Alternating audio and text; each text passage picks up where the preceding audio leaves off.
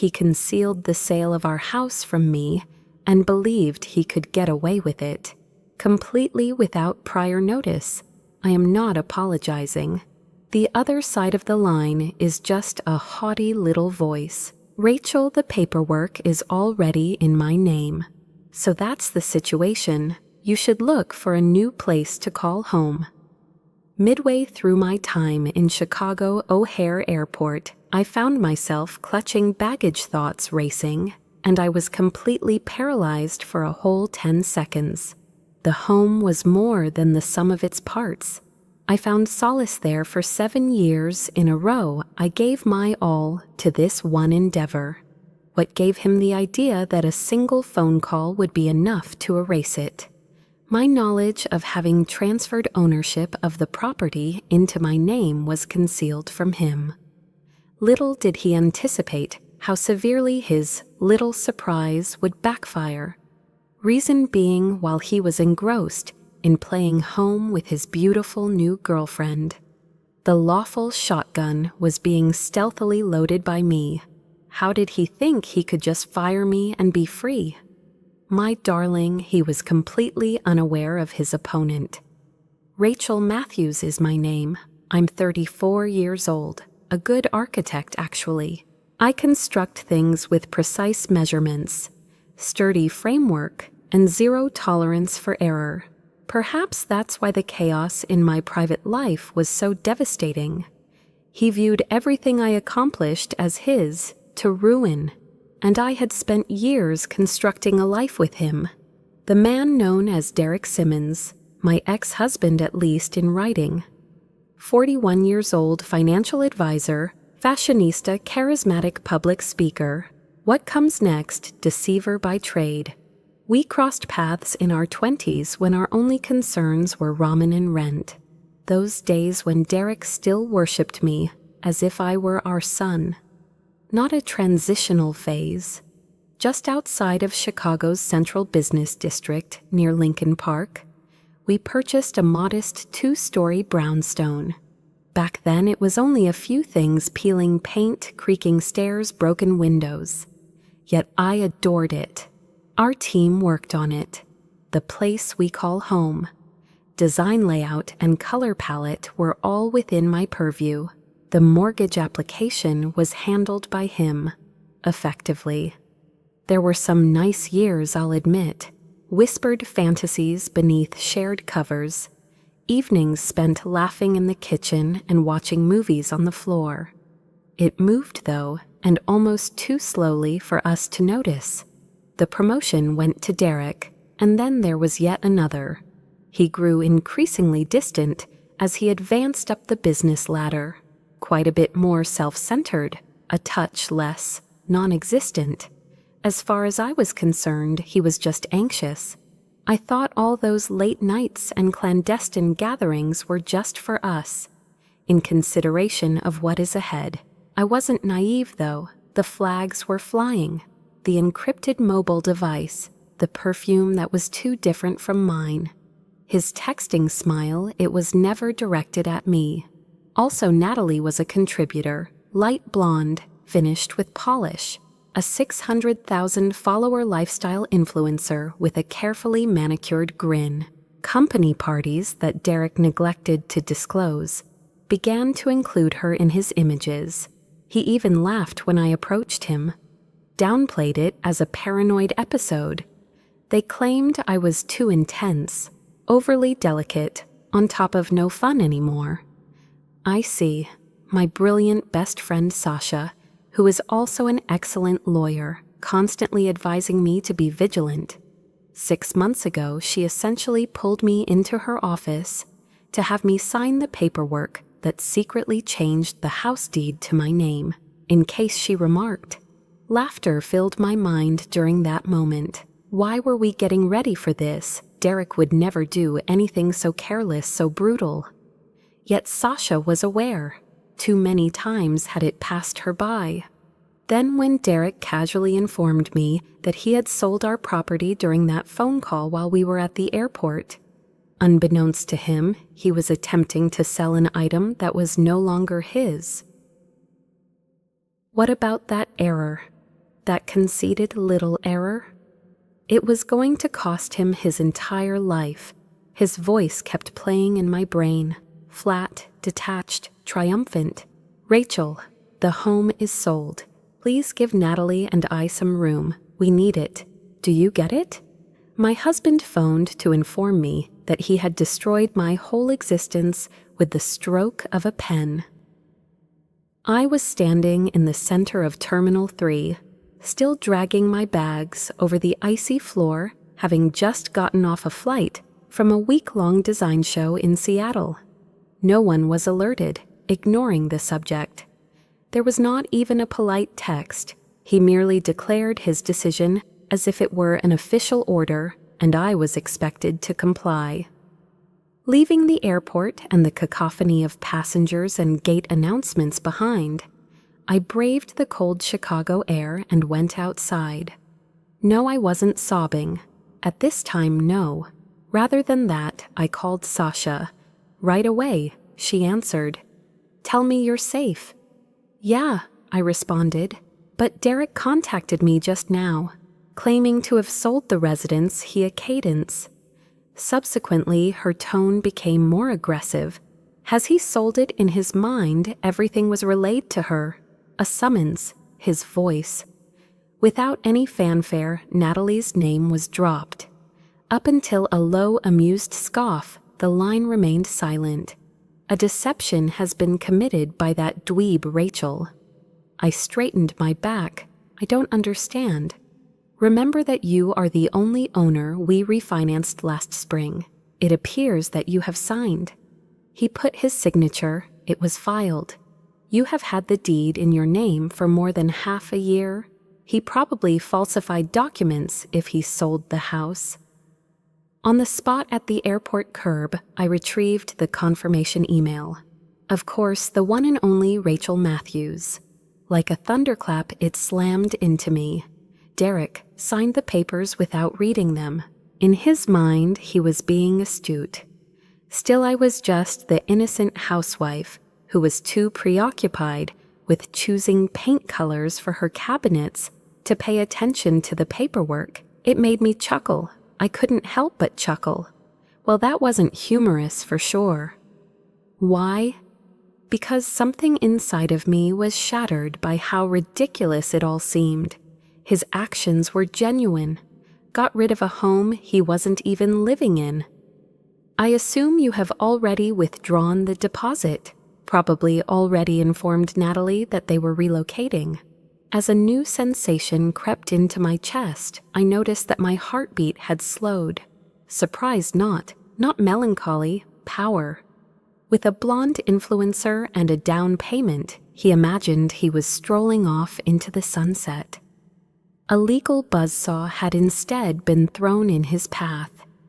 That evening, when I returned home, Sasha had already begun writing the letter to terminate the agreement. It seemed as if I were entering my very own home for the very first time as I stood in the entryway. The sling of his coat over the stair rail remained in place. The entrance door still has his shoes.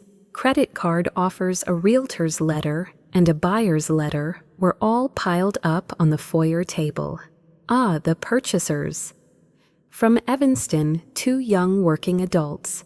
Their letter, which thanked us for our agreement to the transaction, was kind and enthusiastic. Their original deadline for moving in was the month's end. My teeth gritted. I hadn't been taken by surprise by Derek. 2 complete strangers had been swept up in his web of deceit. A few hours after that, Sasha sent an SMS. "It's all set. Tonight I will send it to Derek and the purchasers. Keep still. Keep still."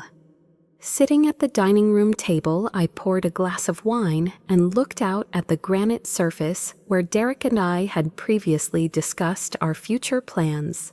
Young children, explore the world. Peaceful retirement on the water's edge.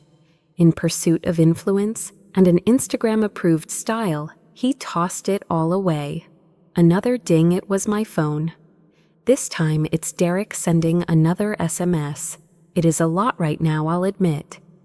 However, we will both benefit from this. Ideal for our mutual benefit.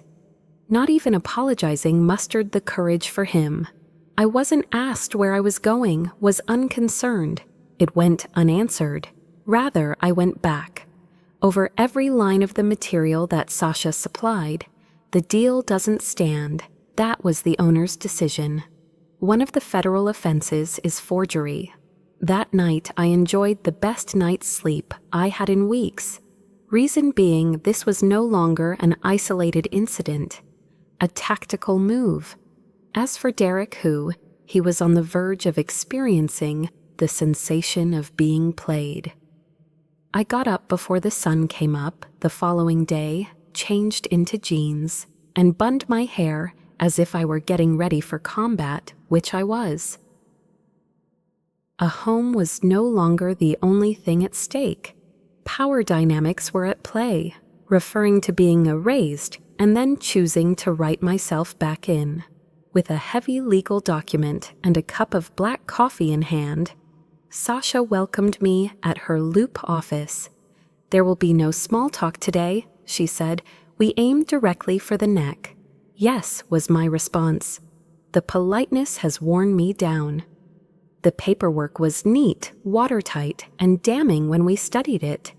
This document's duplicate, the ownership timeline, a snapshot of Derek's email chain.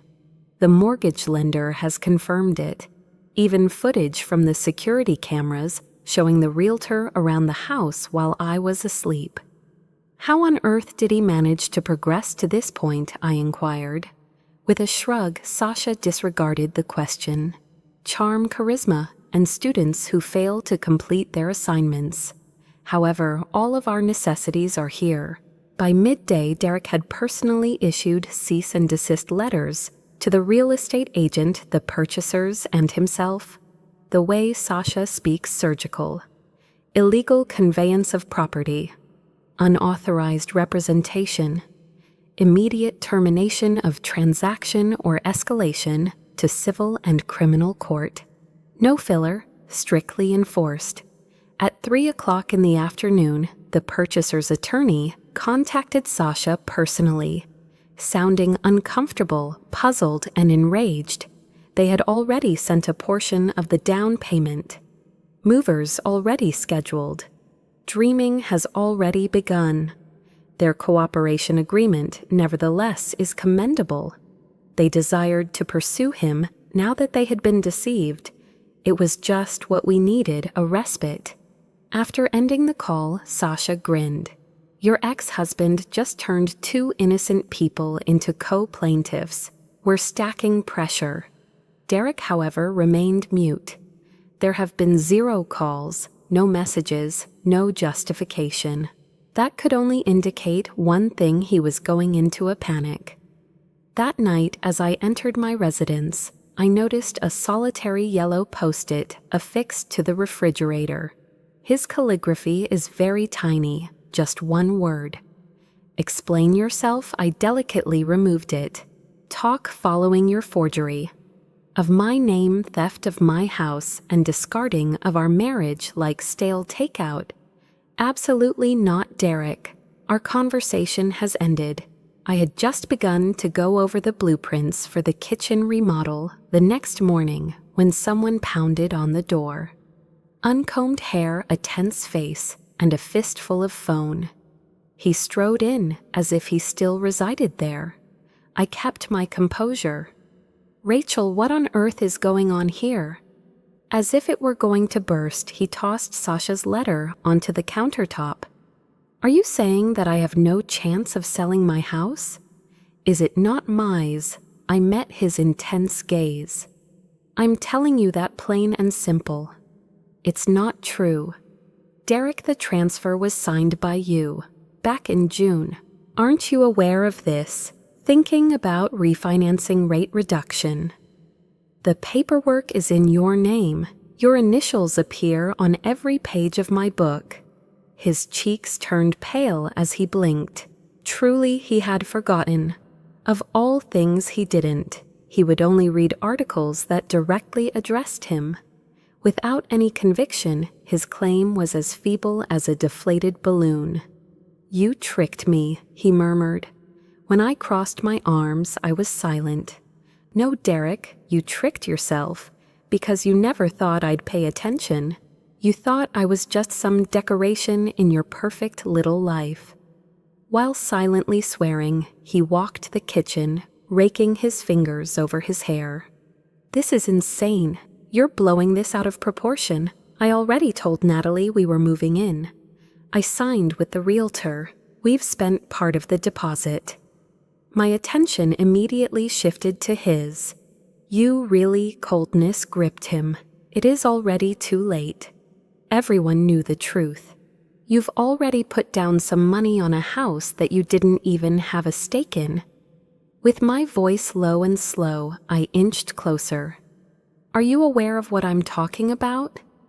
"That's dishonest, Derek. Federal. Possibility of prosecution. After Natalie learns that you might face prison time for this, do you think she will remain?" His laughter was empty and sad. "She has no idea, just yet." He held my gaze for an extended period. "Then I'd suggest you be the one to tell her, because if she finds out from me, and she will, it won't be pretty." His bluster began to crumble, falling from that self-assured stance, the insincere fury transforming into dread. I realized then that he wasn't only freaking out, his resolve was slipping. By pointing to the folder resting on the kitchen table, I outlined the upcoming events. "The sale will be canceled by you. You will get your money's worth, plus you won't even think twice before signing the divorce papers." With apprehension, he opened the folder, curled up brows, unsteady grip. As he said, I need time to think," he ended his statement. "Oh no, everything you could have possibly gotten has already been stolen by you. At last, it's up to me to decide what happens." He just stood there, pitiful and quiet. I snatched my coat and made my way to the entrance. The last thing I did before leaving was turn around. "You attempted to seize my residence, Derek, but the truth is that you liberated me." A peculiar, charged stillness prevailed for several days. Derek failed to contact me. No messages, no correspondence via email. There will be no pleading for mercy or threatening messages left on late-night voicemails. Nothing at all, which, to be honest, was the worst, because keeping quiet meant conspiring. Staying prepared was my strategy. His belongings were emptied by me, not in an extreme, throw it all in the street manner. Stay composed, calculated, on every custom outfit. All those expensive sneakers, all rolled up, packing in a box, placed in a tidy fashion in the guest room, marked with a message, "Collect no later than Friday, or I give it all away." It was Thursday. They were also influenced by this. I heard his keys turn at a little after 6 o'clock in the afternoon. After changing the locks, Sasha asked that I keep a spare set in a safe deposit box until the divorce was finalized. Careful consideration of legal matters that Derek obviously saw as a personal invitation. While seated at the dinner table, I glanced up and saw them. Derek with his dapper coat erect. Alongside him, Natalie had an air of dazzling haughtiness and hubris. Her confidence shone through as she entered the room. Earrings set with pearls, elevated footwear, a purse that's more valuable than our first mortgage. He slung his arm over him and looked across the living room with a leisurely air of contempt. Her voice was syrupy when she replied, So this is our accommodation, right?" Gradually, I rose to my feet, feeling at peace inside. Surprisingly steady voice. "No," I reply. "It was here where Derek spent the night. It's clear that you won't be staying here, Natalie." That grin of hers wavered. Perplexed, Derek's gaze shifted from her to me. "Hey, what's the deal?" he inquired. The speaker states, I thought Derek, this is your house. I cut him off. You attempted to market it. It was a failure on your part. Are you seriously suggesting that you can simply return as if nothing transpired in her company? Natalie cocked her head to the side and advanced. I believe you're perplexed and I apologize. This, according to Derek, is his residence. It was sold by him. I put up my hand. Excuse me, but I must intervene. Derek put it up for sale.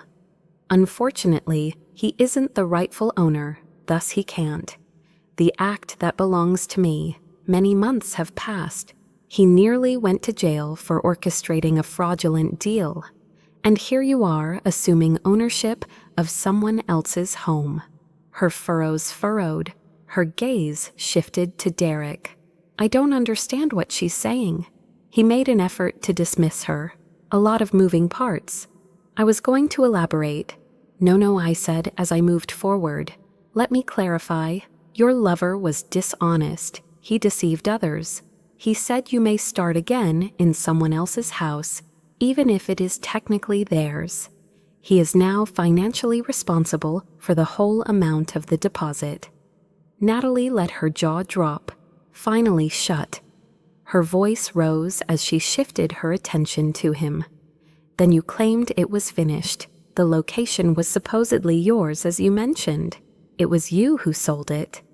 In an effort to halt the implosion, Derek lifted both hands simultaneously. Mommy, I didn't mean to cause you any distress, she exclaimed in shock and retreated a whole step.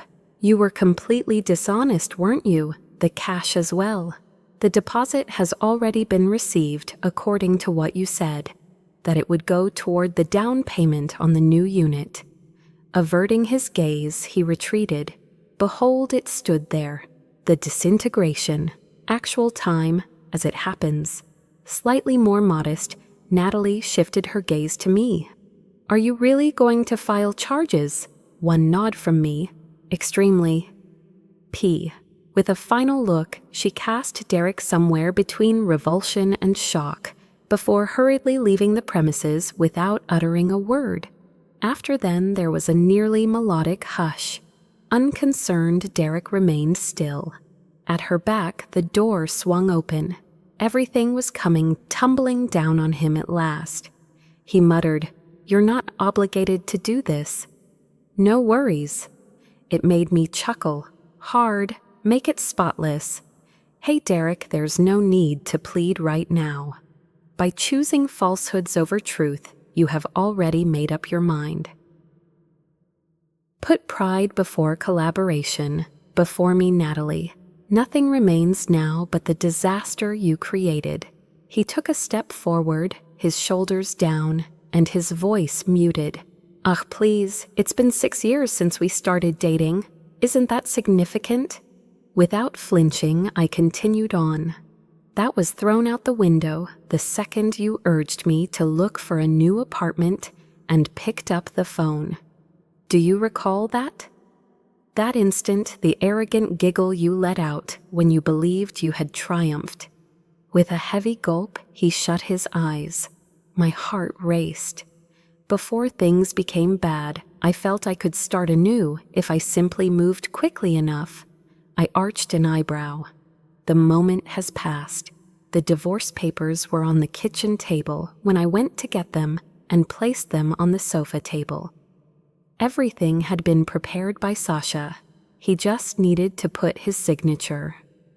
This is your exit, I informed them. Please sign these. You get up and go. There are no fees. Everything is calm.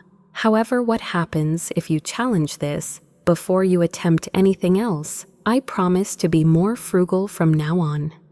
He gave the folder a scary, menacing look. Finally, after much hesitation, he reached for the pen. He put his signature. Very little. Stay calm. Finally, failure.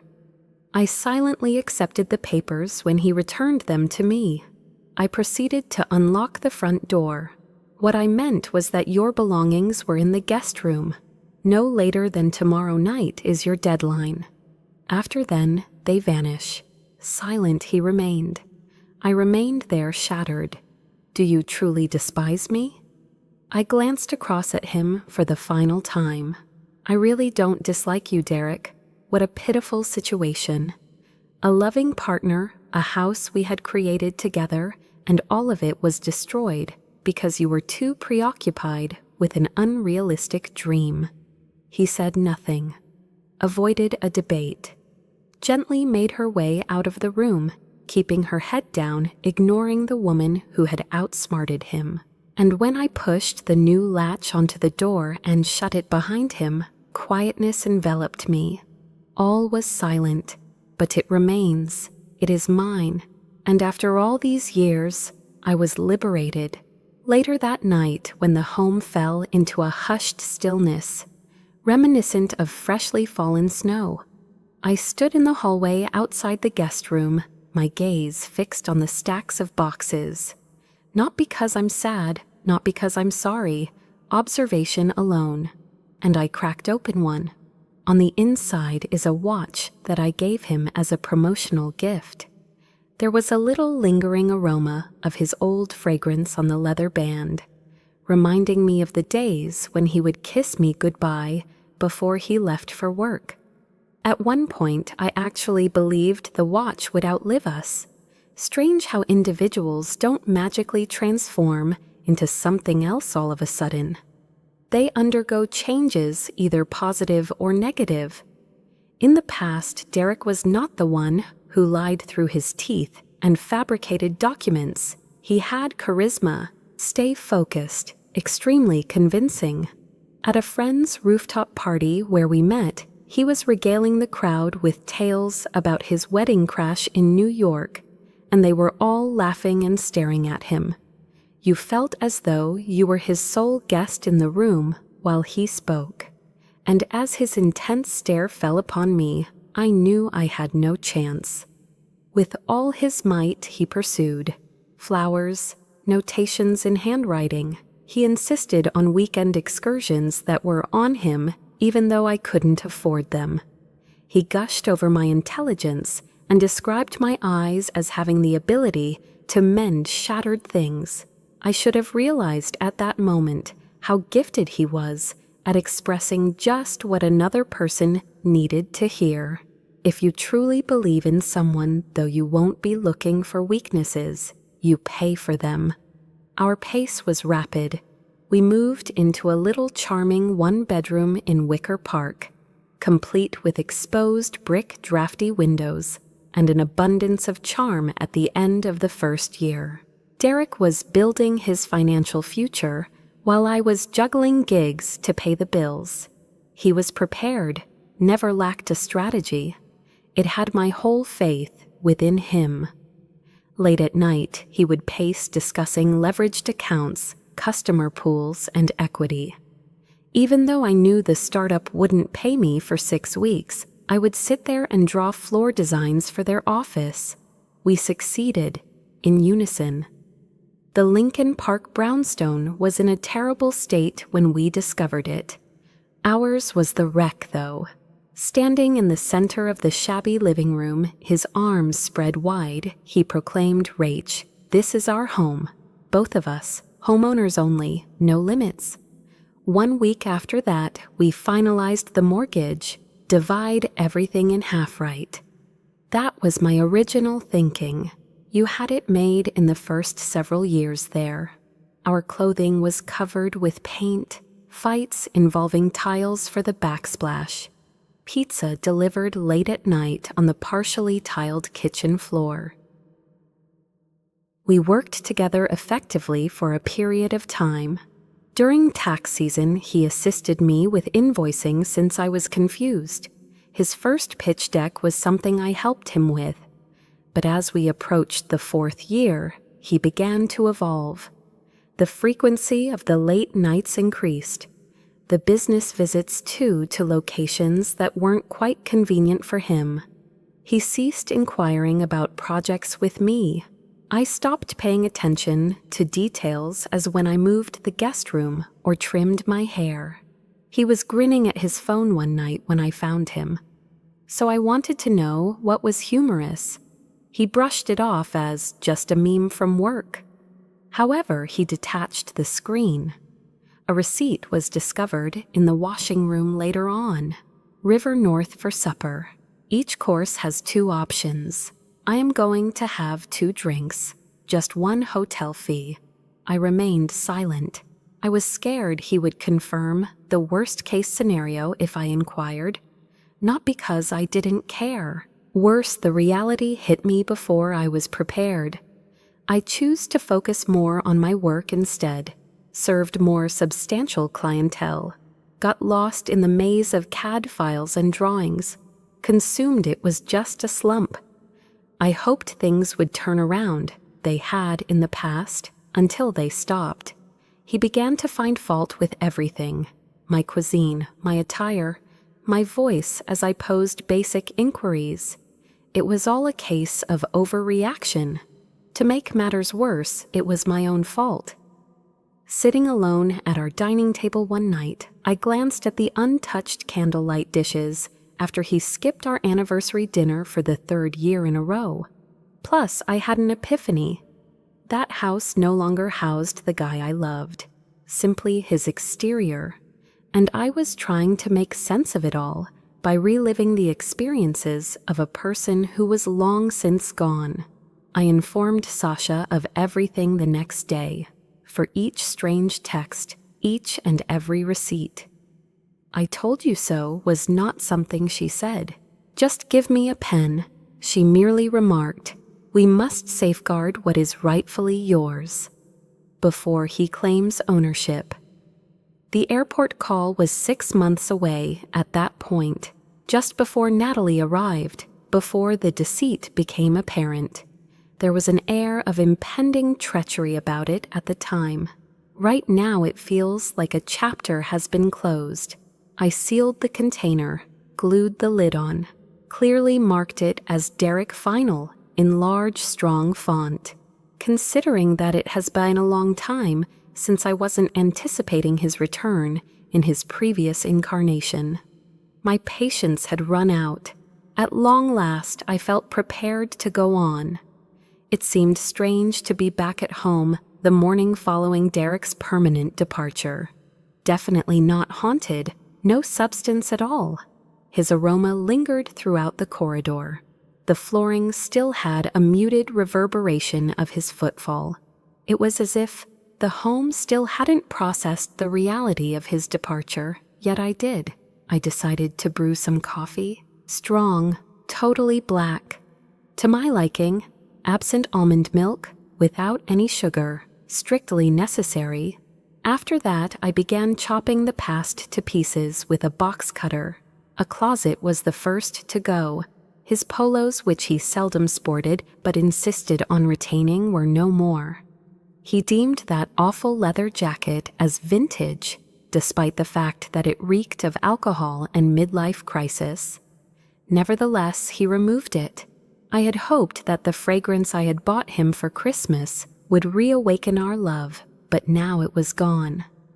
I washed the floorboards, took down every single frame that included him in a video.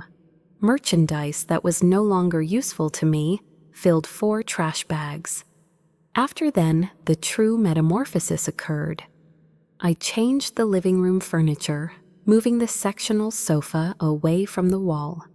He deemed it too loud, so I hung a massive work of abstract art that I had stashed away in storage. I had always adored it. Did a dramatic navy paint job on the dining room. He was asked whether it caused a headache, but no one asked. Authenticated the stillness and brought it comfort.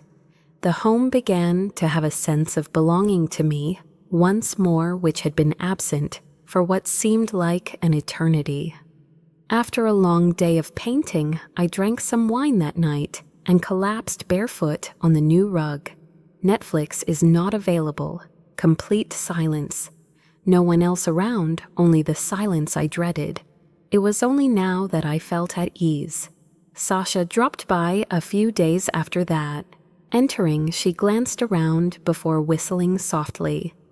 "Rach, this place has really taken on the feel of a home now." A grin spread over my face.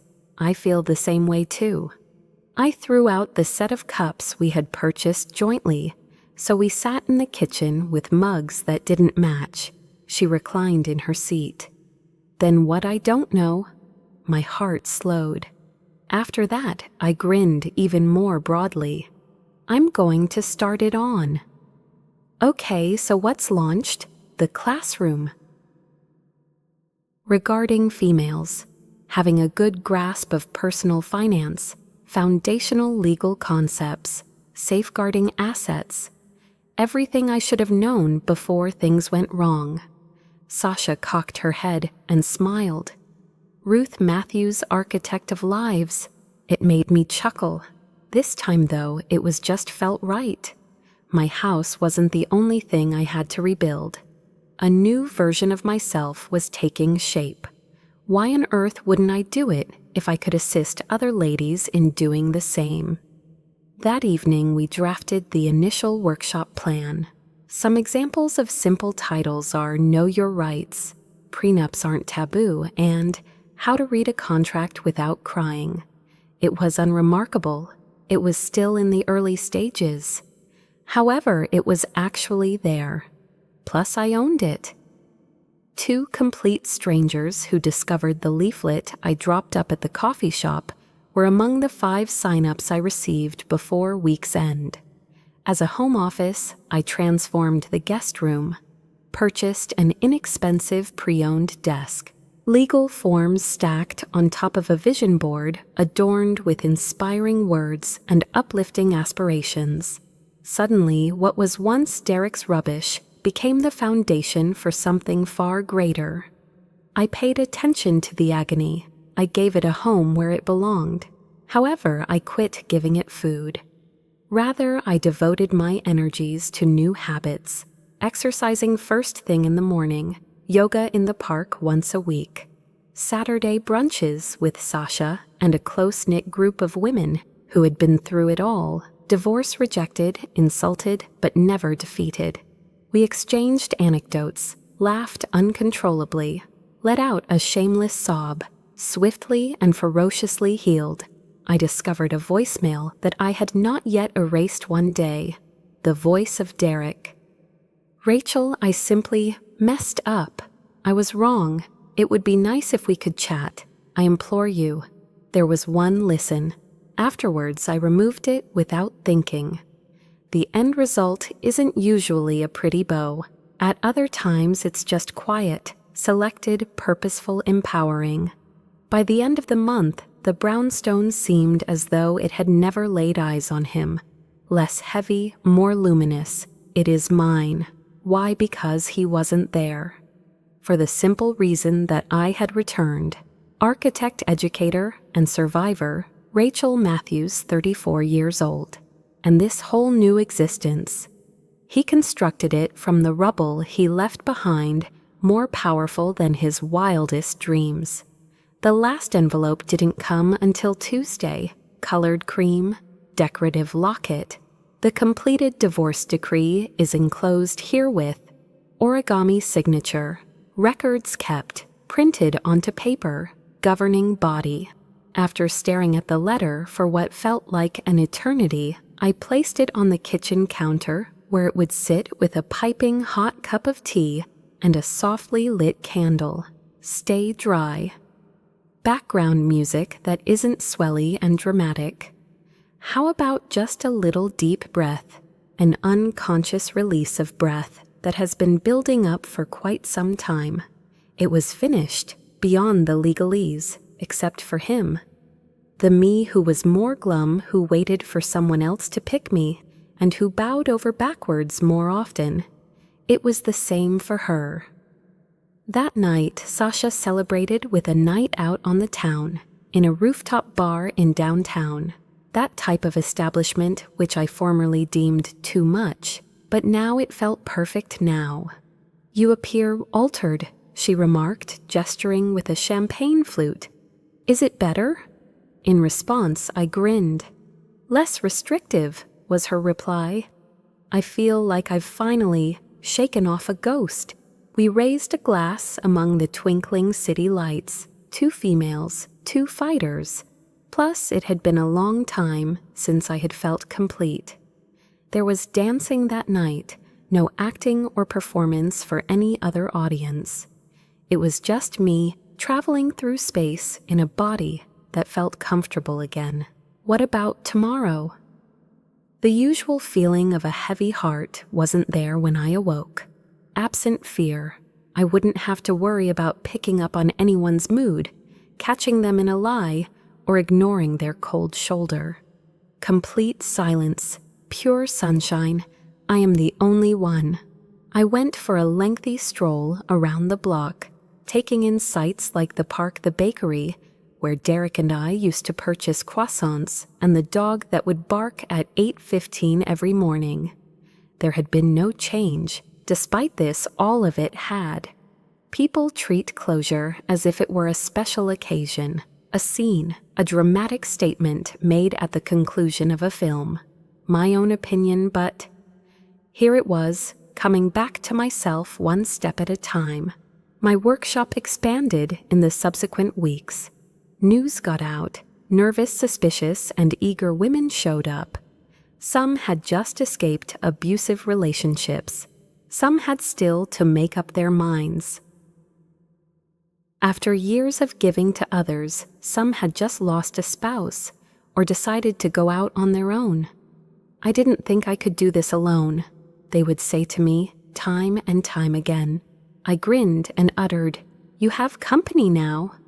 Like you, I wasn't. A refuge was created by the home. Absolutely not a museum dedicated to preserving memories. Not a battlefield, just a place where I could learn, have fun, and start over. On the windowsill, I scattered herb seeds, made sourdough bread for the first time, spent 5 hours straight watching documentaries and rearrangement the bookshelves. It lacked glitz. Forget about being Instagrammable. However, it was actually there, as well as mine. A picture was discovered in a drawer one afternoon. We were embracing with our arms intertwined and a mischievous grin on our faces. For a moment, I just gazed at it. Without yearning, but with understanding. Once upon a time, we had something. I no longer felt the urge to revisit that chapter where that version of us resided. The picture was placed into an envelope by me, put a label on it from the past, not in attendance, hidden it in a deep container, and then shut it. My heart was stable as I sat on the veranda that night, sipping a glass of wine barefoot. A warmer breeze was felt, more expansive. I had had enough of waiting. This is not an apology. Unrelated to the purpose of validation, leaving it open-ended. I was finally here. What about the road ahead of me? A comeback it was not. A whole new chapter has begun. One thing I've taken away from this whole ordeal is, love should never put you in harm's way. One option is to offer someone your time, your vitality, absolutely not even your faith in me. However, when people begin to inquire about your respectability, because of your withdrawal, your timidity, your capitulation, at that point you decide to go. The idea that remaining put is a sign of strength is the most perilous lie that we are led to believe, particularly as women. Longevity is the same as goodness if we can only be a bit more patient, with a touch more mercy. This is the moment when we will be loved unconditionally. No, that is not the way it operates. True love never punishes. It avoids manipulation. It won't abandon you in the middle of your pleading for mercy. True love sees you completely and remains regardless. Plus, what happens when it doesn't happen? As soon as a person reveals himself to you via their decisions, deeds, or lack thereof, put your trust in them. Stand up for yourself, thanks to you, where you reside. As always, my peace. Get to know your name. Please read the document carefully before signing. Never use the word trust to justify being ignorant. Above everything else, though, feel free to begin again if you need to, because it's not failure to start afresh. It is simplicity that's bravery. Picking you out is a wholly scary and beautiful act. Once more, time and again, time and again. The moment Derek left, I felt like I had lost all hope. Unfortunately, the thing I truly lost was the delusion that I needed to prove my value to someone who was never deserving of me. What happened after that? Having some breathing room was a huge relief. To construct something that did,